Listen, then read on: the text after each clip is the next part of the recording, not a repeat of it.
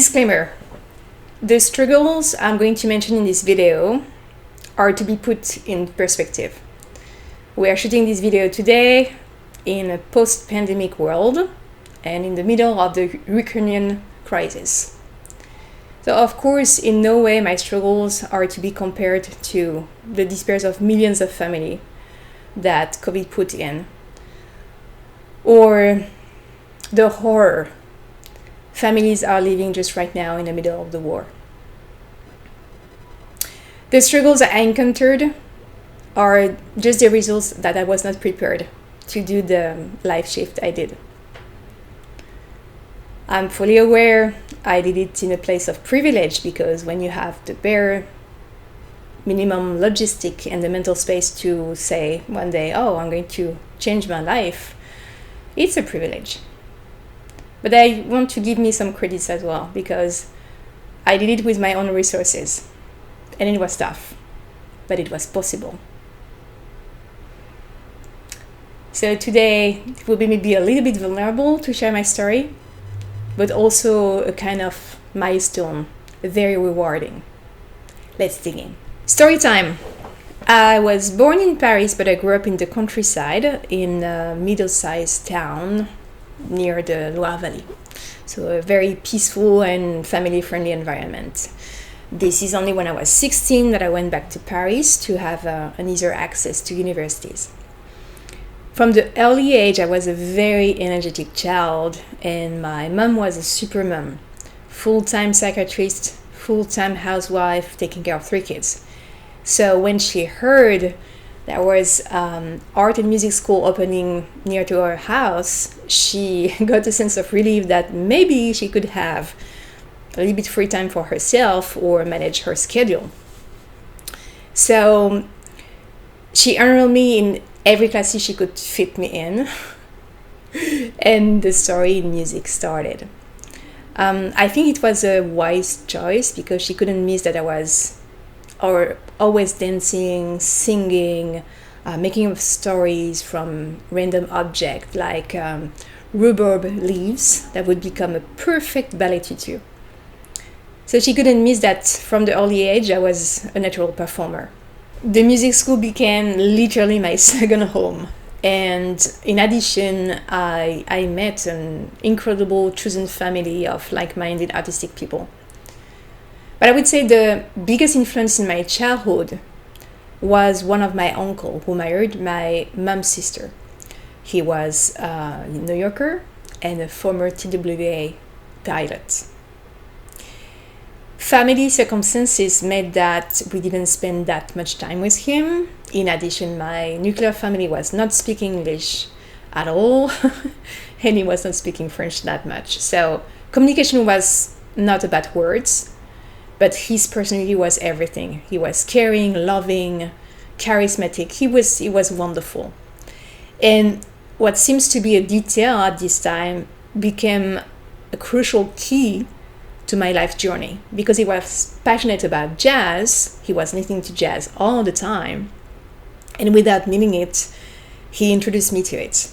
I never stopped learning classical music through the years, as classical music was maybe the only acceptable type of music in my nuclear family. I was not insanely good at it, but I was good enough to pass the exam one year after the other one. It's only in my teenage years that I had my word to say, as I said, I'm going to stop music, because listening to hard rock was so much more appealing than classical music, right? So moving forwards, I relocated to Paris for my studies as an architecture major. Same thing there, I was not passionate about it, but I was okay.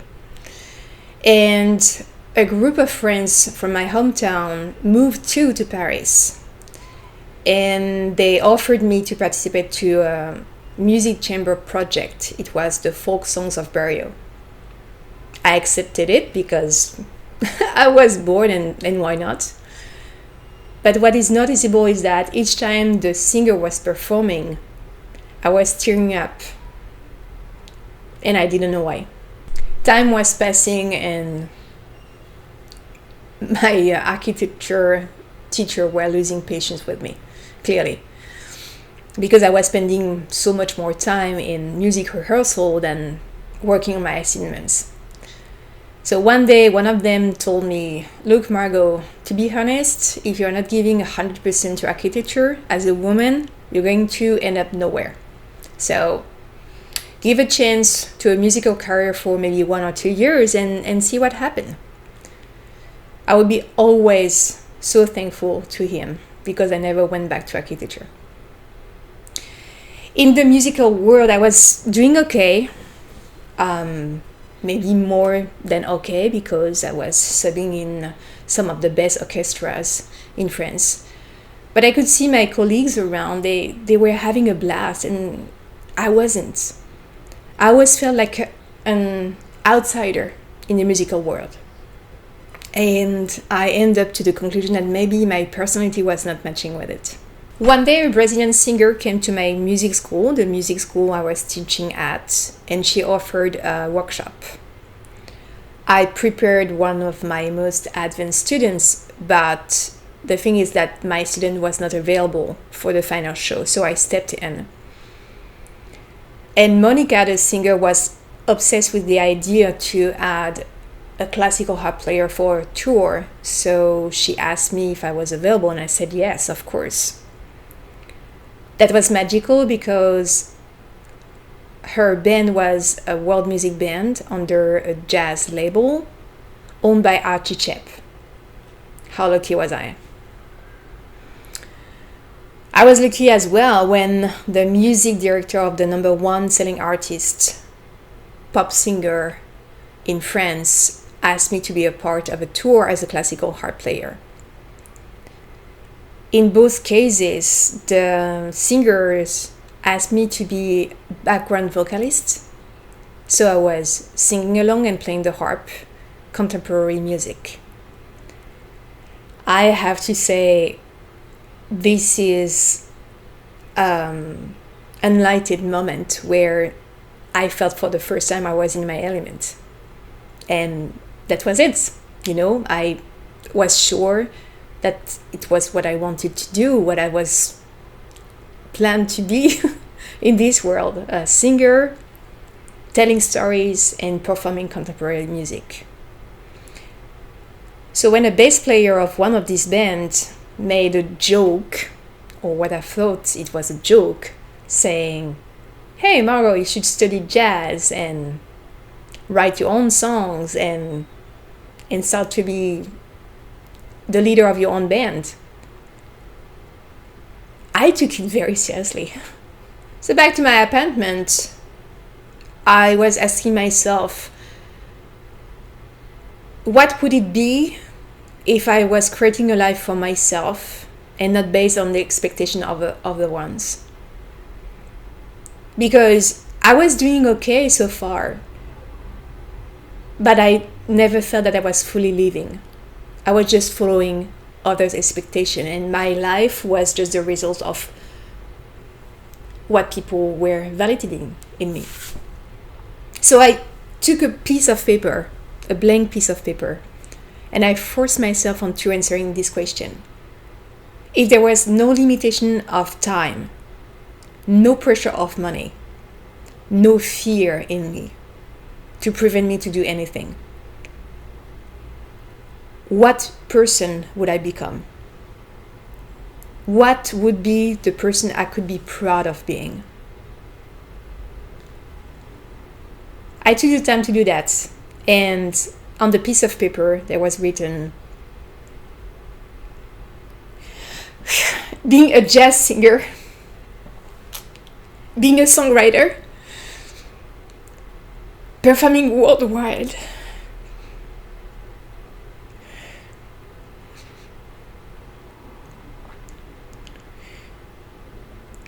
and in honor of my uncle living in America. I started taking private lessons in Paris, voice and jazz, and I started performing as well in cabarets with my jazz teacher.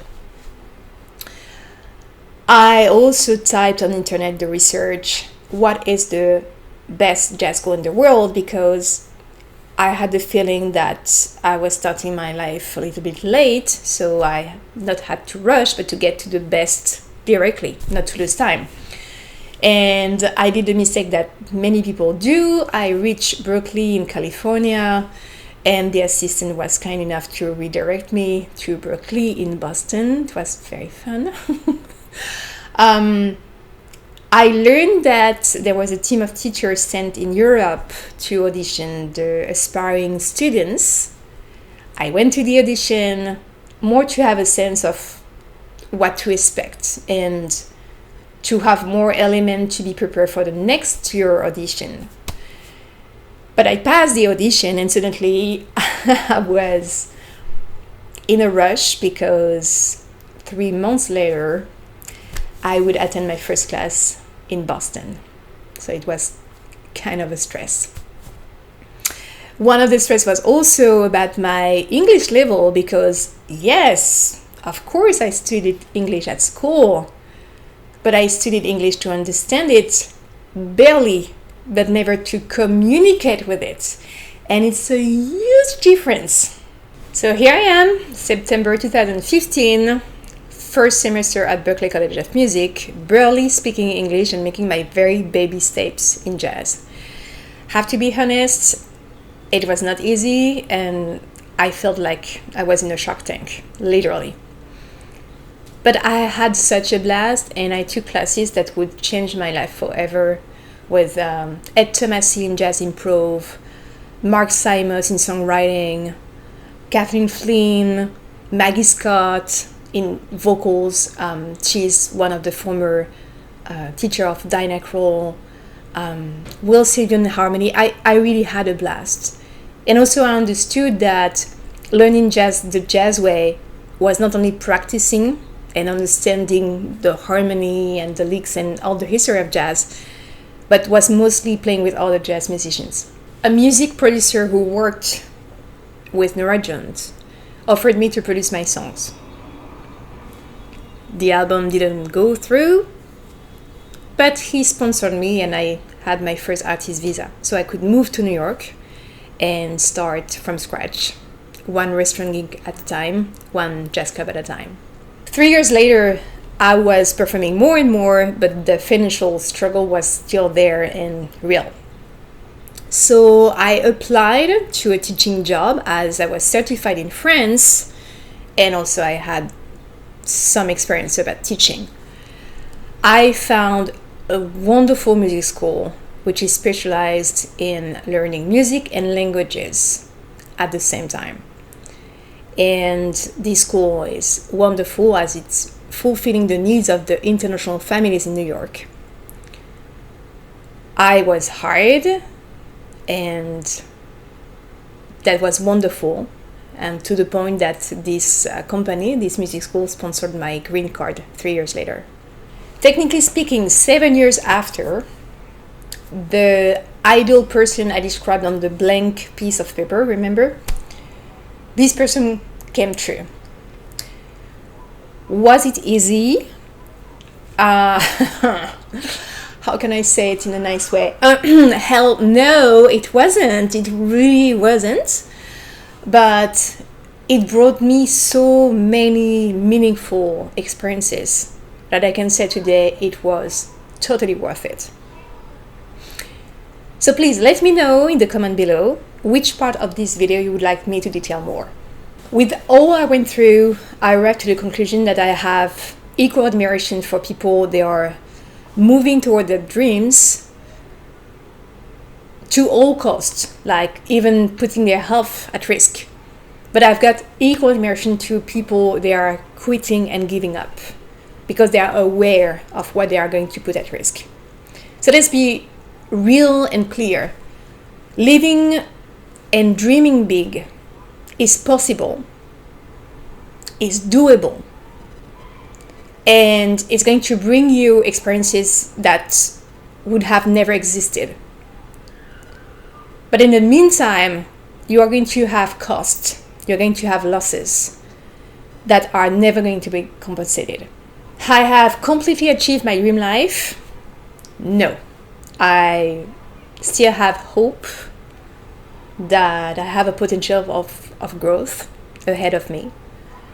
But the past 7 years were such in a survival mode, so much vulnerability, so much uncertainties, that I think I developed a kind of wisdom in a way to move towards my dreams and developing them, being more gentle with myself and being much more aware of the risk I'm taking. Thank you for listening to my story. I hope it was a little bit inspirational that getting to this feeling of deeply living is possible as long as you have a structure but flexible plan. As long as you are taking the first step and the next one and the next one and the next one. You got what I mean, right? So now I want to know more about your story. Do you have a plan of changing your life? Are you afraid to take the first step?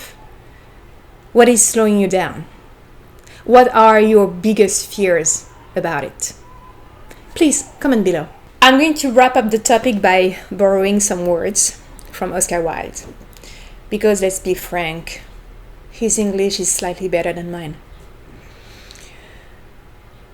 There are moments when one has to choose between living one's own life fully, entirely, completely, or dragging out some false, shallow, degrading existence that the world in its hypocrisy demands. Be well, dear ones. À bientôt.